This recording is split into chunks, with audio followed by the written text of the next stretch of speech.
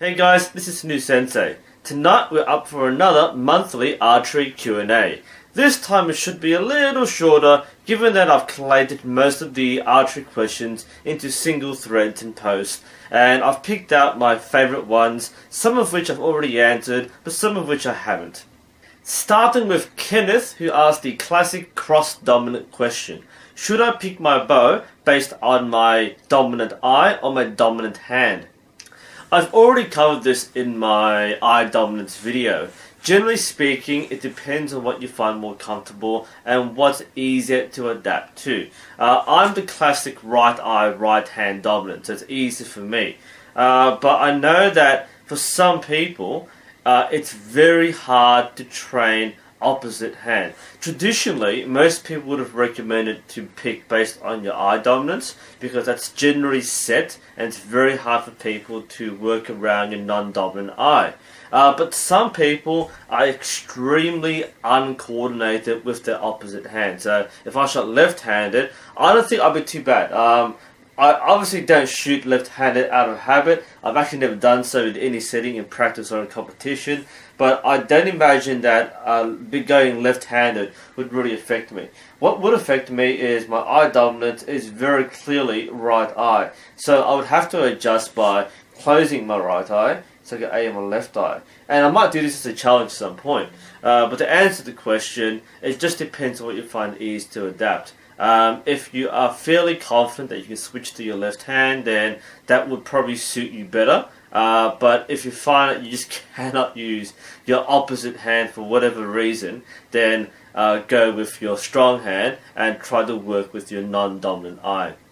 On a side note, I have trained myself to write ambidextrously over the past couple of years, so I don't consider going to your weak hand to be a very limiting factor. But again, your mileage will vary.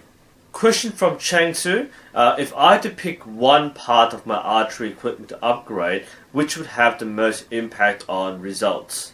This would actually depend on what you already have, because depending on your equipment, certain things will have more of a difference than others. Just generally speaking, on the whole, I would say arrows would be the biggest difference. That you will find a huge difference in flight characteristics and accuracy if you go from a low-end arrow to a very high-end arrow. So going from a simple Eastern Apollo or even an aluminium arrow and going to high-end Eastern X10 or Eastern ACE, you will notice a huge difference in the way the arrows perform, especially in windy conditions. So that's one of the big factors. Aside from arrows, I'm more favorable to upgrading the riser. Reason being, the riser is the central hub of all the things on the bow, and it's what you hold. So it's your only contact point with the bow apart from the string. So if that feels just right in terms of grip and balance and vibration, then that will probably make a big difference compared to, say, I know limbs are big too, because going from a low-end limb to a high-end limb material composition will make a big difference, but I don't personally prioritize upgrading limbs. I find limbs more dictated by draw weight, and I would only change to a better limb if I was also changing to a higher draw weight, especially if I felt the draw weight I'm picking is going to be my final draw weight or close to my final draw weight. Because in hands of a beginner, you won't notice that much difference between a low end to a high end limb. I think the riser is the more important upgrade because that will last you basically forever until you get bored. In a third place, I recommend a finger tab. One, because it's not that expensive an upgrade, and two, again, it's the second point of contact with your bow. The riser and your finger tab are the only two things that you're touching in contact with the bow. So if you're not having a finger tab that feels comfortable in your hand and it suits your particular preferences, then that will affect your release, which is the most erratic part of your shot process. So that's my order. I'd say arrows, riser and finger tab in my opinion. A couple of questions from Sky Dogs Gaming. First one is, what do I think of the Apex Blizzard Pro compound bow? Firstly, compound question, so I'm not the best person to ask. I am familiar to some extent with the Apex brand. Apex mostly aims for the budget buyer online. It doesn't have many or any dealerships with mainstream retailers as far as I know. This isn't saying that's a bad bow, but it's not very well supported in the archery community. It does the job. I have seen people bring Apex bows to the range. They do function, they do the job as you would expect. If you want to like hunt rabbits in your back farm or something, then it works. What I find though is that the Apex bows don't have much longevity, and this comes in two reasons. Firstly, in my opinion, I'm reluctant to believe that a bow that is of a budget price can be the same quality as a more expensive bow. There has to be sacrifices made in materials, construction, manufacturing, or quality control. So I'm a little skeptical when it comes to really cheap compound bows. Secondly, I find that not many people enjoy the Apex as much as shooting a different bow. A lot of the Apex, in fact every Apex shooter I've met has basically dropped out of archery. They invested very little into it. They didn't find it very satisfying. And they didn't commit to doing archery as a hobby or as a recreational hunting activity, whatever you call it.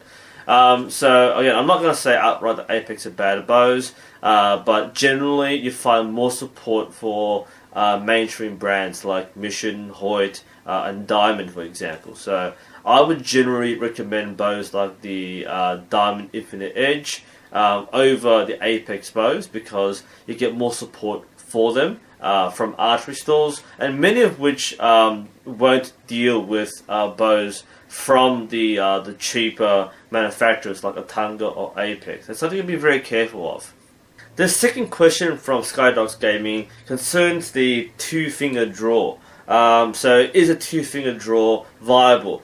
I find this to be a very interesting question because you find historically there are a few illustrations of bowmen using two fingers to draw the string back. Well, firstly, this is a very rare technique these days. I find that, generally speaking, the two-finger draw is an inferior technique to a three-finger draw. You might think, well, hang on, wouldn't the three-finger draw be more unstable because there's more coordination involved in releasing the string? And the answer is, well, actually, no. The reason is three fingers will allow you to distribute the weight more evenly across the fingers, so it's more forgiving.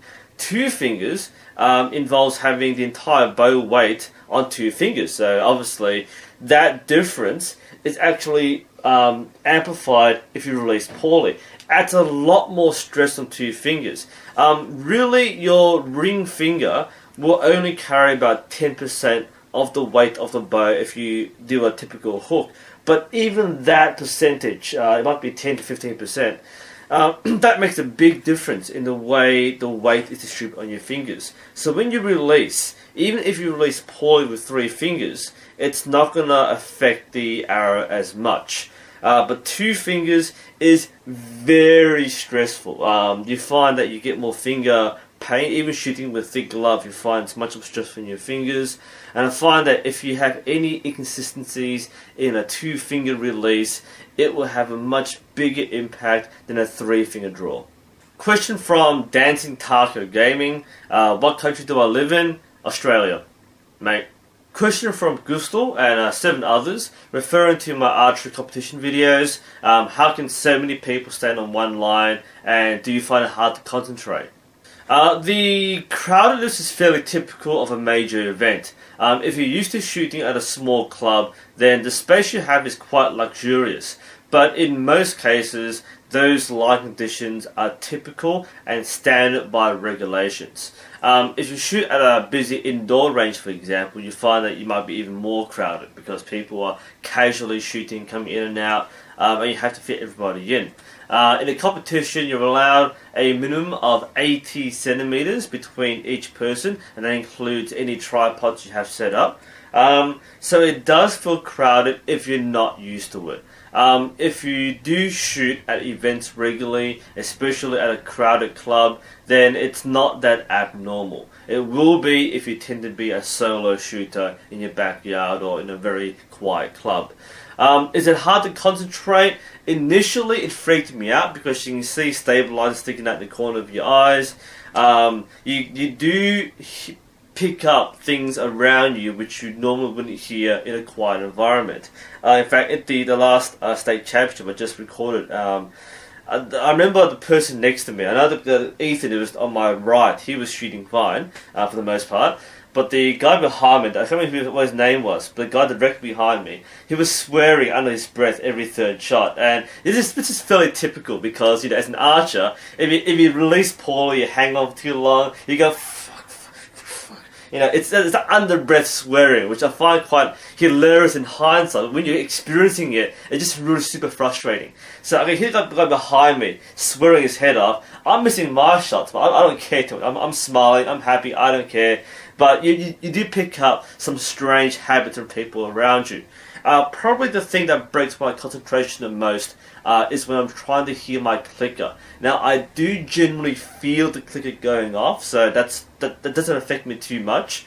But certain sounds can drown out my clicker. The two things are other clickers, especially someone using the identical win-and-win carbon clicker. It does sound the same, so if you both shoot at the same time, then that is a problem. The solution is to coordinate your shots so that you don't shoot while they're drawing back, because that way you don't hear their clicker by accident and release. The other style which throws me off are compound bows. If I shoot next to a compound bow, I find that the sound of their compound bow on release is very similar in pitch to my own clicker, and that normally makes me twitch. Apart from that, I don't find the crowded line to be distracting at all, and especially once you're used to doing it quite a few times, you learn to block out everything. You just concentrate on your own shot process.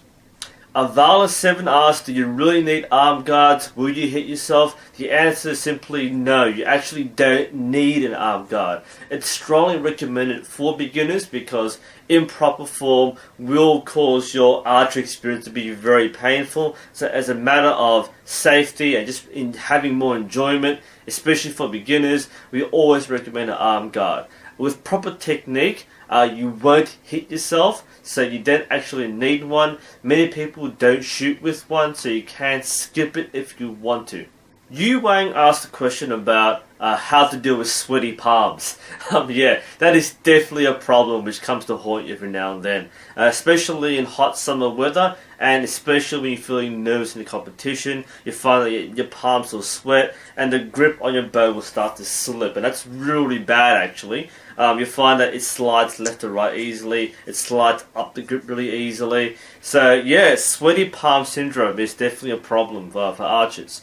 What I do, I carry a microfiber towel with me. I've got it hooked on my quiver. I don't do it much these days, but a long time ago I used to carry it all the time, and it's something I will do from now on.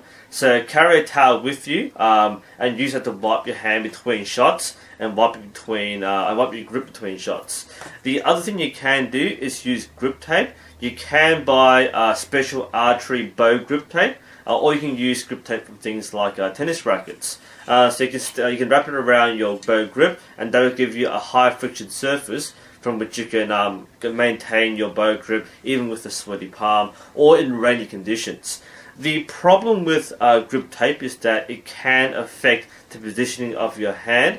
So if you don't apply it right, it might cause more problems with consistency. So do be mindful. It's a good idea. Not everyone does it. I find very few people apply grip tape to their bows. But if you're really having a problem with your hand slipping upwards, that is one solution. Clinton Ruth, in reference to my parody on Olympic archery, asked, would a compound shooter have any more complications? I find that there are two things that hold up compound shooters. The first is a tendency for the arrow to drop away from the rest, especially from a drop away rest.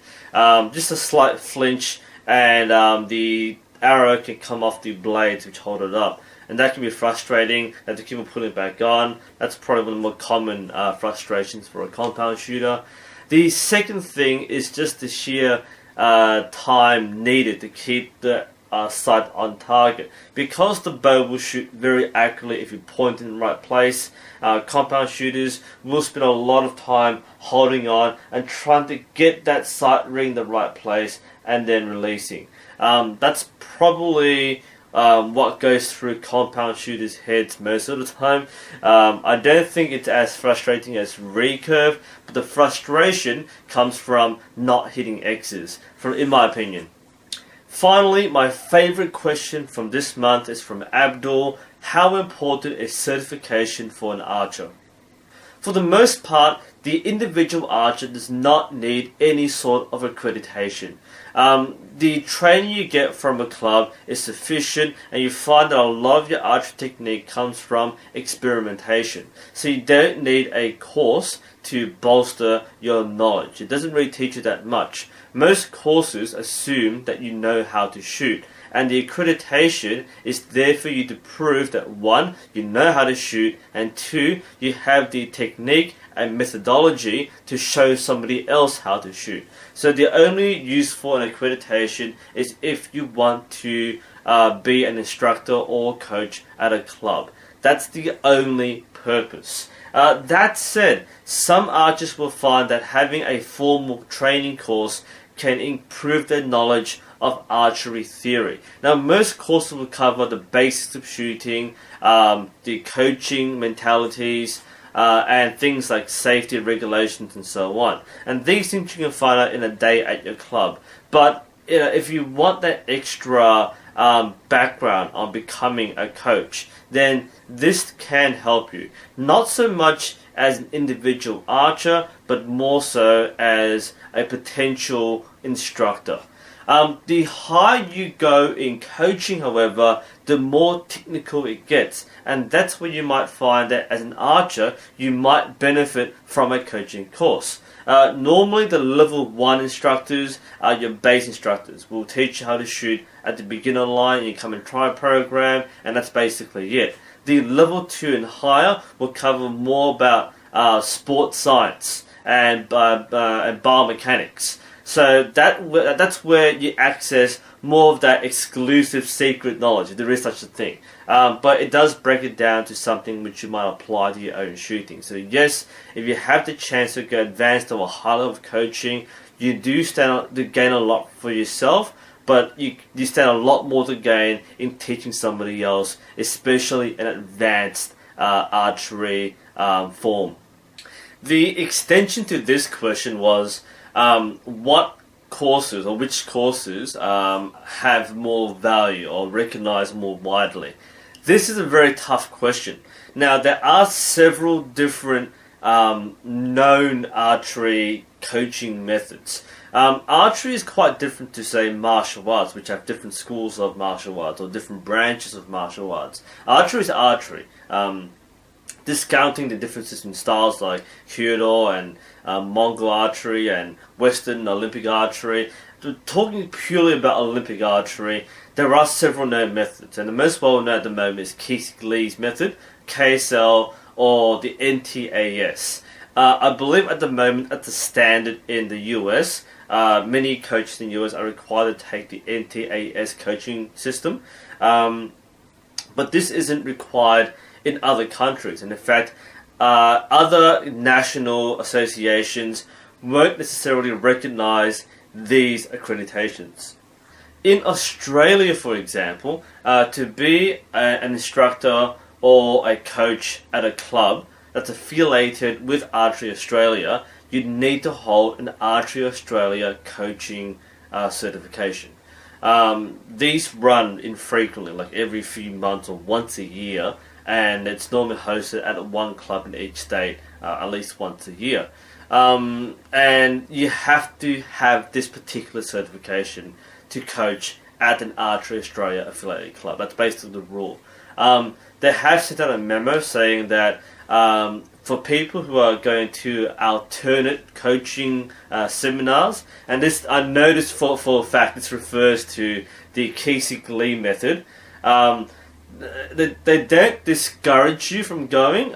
They say if you want to go to enhance your archery knowledge, then go for it.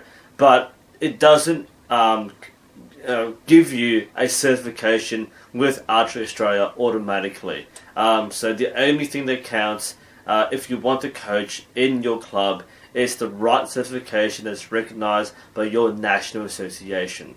That said, again, I can't really value particular coaching styles or methods more than others. It's nice to know about, and most coaches will incorporate their own elements anyway into their coaching. But in terms of certification, I don't think that any particular course stands out. So, for example, if I take the AA certification, that's more of a standard approach to every single country in the world that uses the word archery material. I don't think that a coaching course or certification holds much weight. It's just a standard course. I think there are some exceptions, like for example the Kisik NTAS coaching method. That is becoming more well known around the world, especially with the success of the American team, for example. But again, there is a disagreement between national associations as to whether it will become a standard coaching equivalent, or whether you have to go through the national system. Anyway, that ends the Q&A for this month. Do remember that the Archery Struggle Success Story giveaway competition is running till the 31st of May. More information can be found in the link below. So if you are interested in the chance to win training gear from Astro Archery, or you just want to share your inspirational stories, then go for it. Send me your experiences and I will spot out the ones which really stand out to me. Anyway, this is New Sensei. Thanks for watching and I'll see you next time.